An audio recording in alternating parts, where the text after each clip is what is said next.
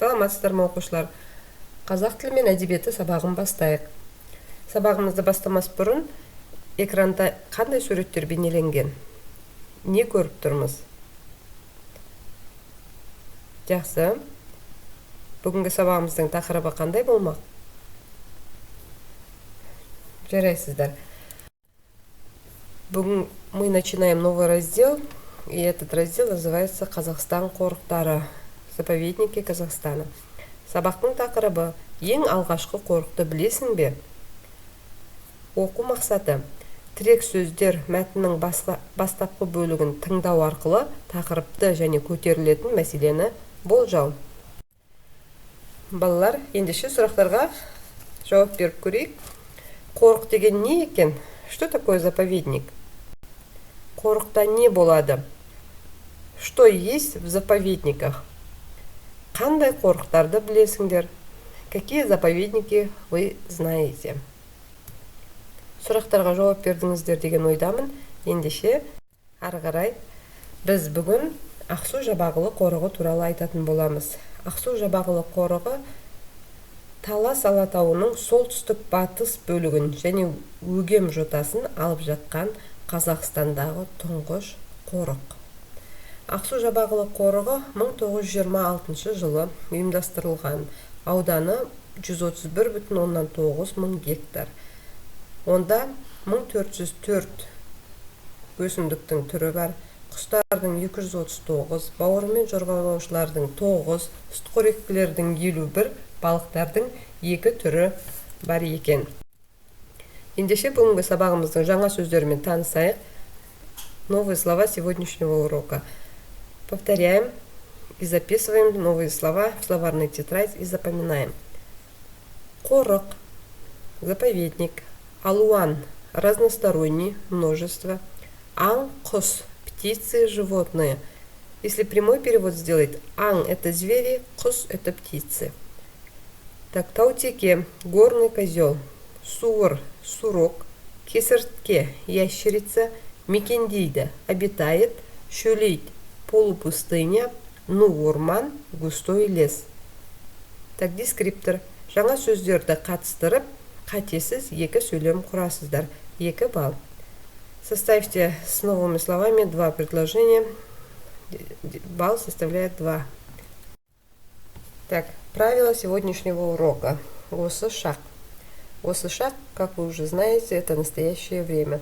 Настоящее время в казахском языке делится на 2 вида. Это нақ осы шақ, то есть простое настоящее время, а ауспалы осы шақ – это переходное настоящее время. Как образуется нақ осы шақ? Простое настоящее время образуется путем глаголов отыр, жатыр, тұр, жүр. Это основные глаголы. Затем идет окончание жіктік жалғау, личное окончание. Например, мысалы, мен отырмын, сен отырсың, сіз отырсыз, ол отыр. То есть в третьем лице не имеет никакого окончания. Так, теперь как образуется ауспалы осы шақ? Переходное настоящее время.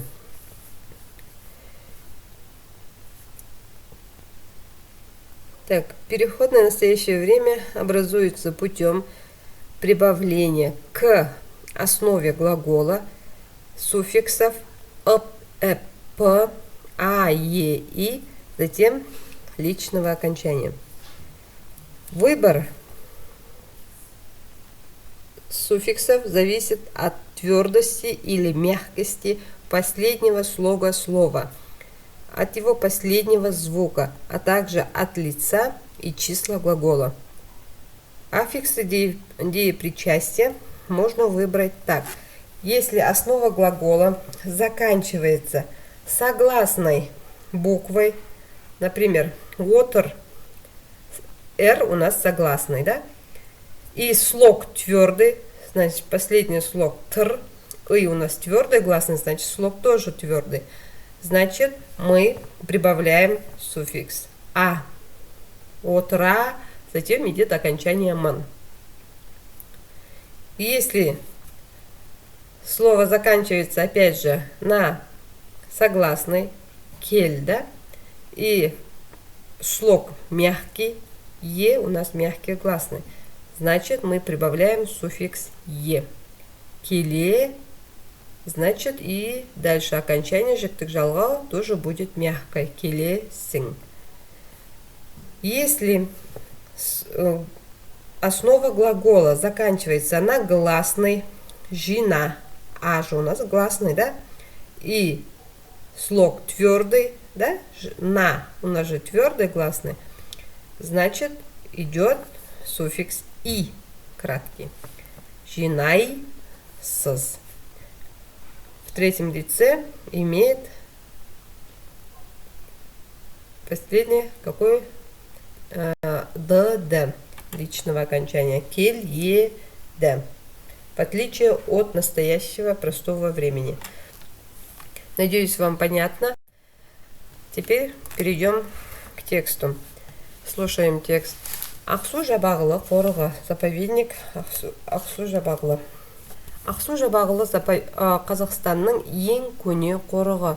Сонымен қатар Орталық Азиядағы биосфера қорығы дәрежесін алған ең алғашқы қорық. Теңіз деңгейінен 1000 метрден 4280 метр аралығындағы биіктікте Тянь-Шань тауларында орналасқан.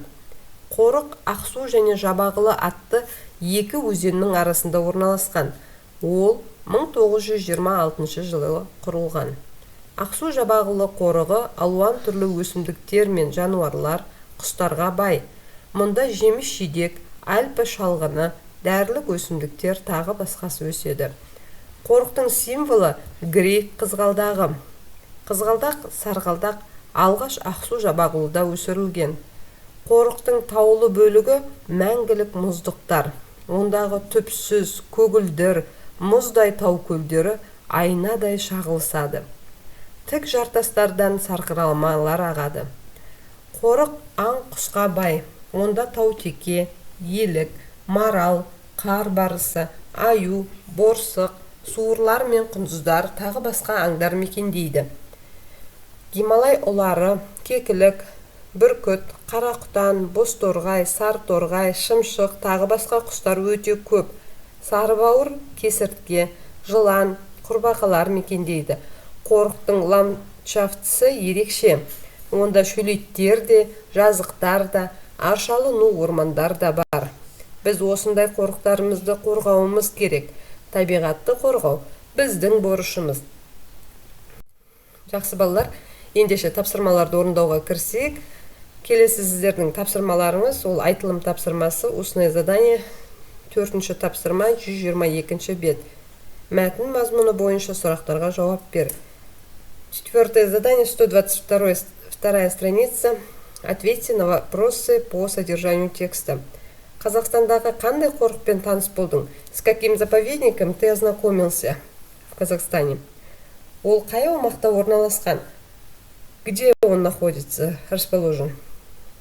Қорық қандай өзендердің жағасында орналасқан? Среди каких рек расположен этот заповедник? Қорық қай кезде және қалай құрылған? Когда и каким образом основан этот заповедник? Дескриптор 2 балла. Теперь следующее айтылым тапсырма.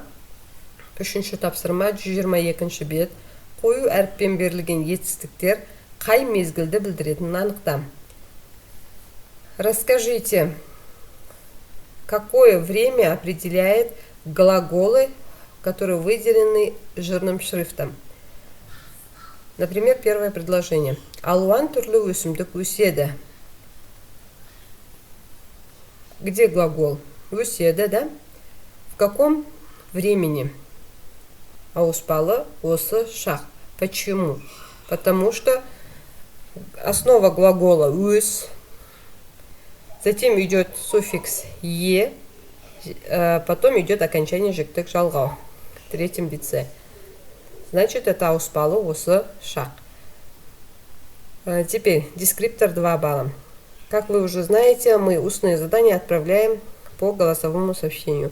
Дальше идет жазылым тапсырма. Берілген мәтіннен етістіктерді тауып, нақ осы шақты етістікті ауыспалы осы шаққа айналдырып жаз. Из данного текста найдите глаголы и выпишите в тетрадь простые настоящее время, переведя в переходное настоящее время. Например, я вам показала образец. Жүр. Мы как ее переводим? К основе глагола прибавляем суффикс ае, и или п, затем личное окончание. Жүр еді. Дескриптор 4 балл. Осымен балалар, тапсырмаларымыз аяқталды. Тапсырмаларды орындап, WhatsApp желісіне жіберуді ұмытпаңыздар. Сау болыңдар. Назарларыңызға рахмет.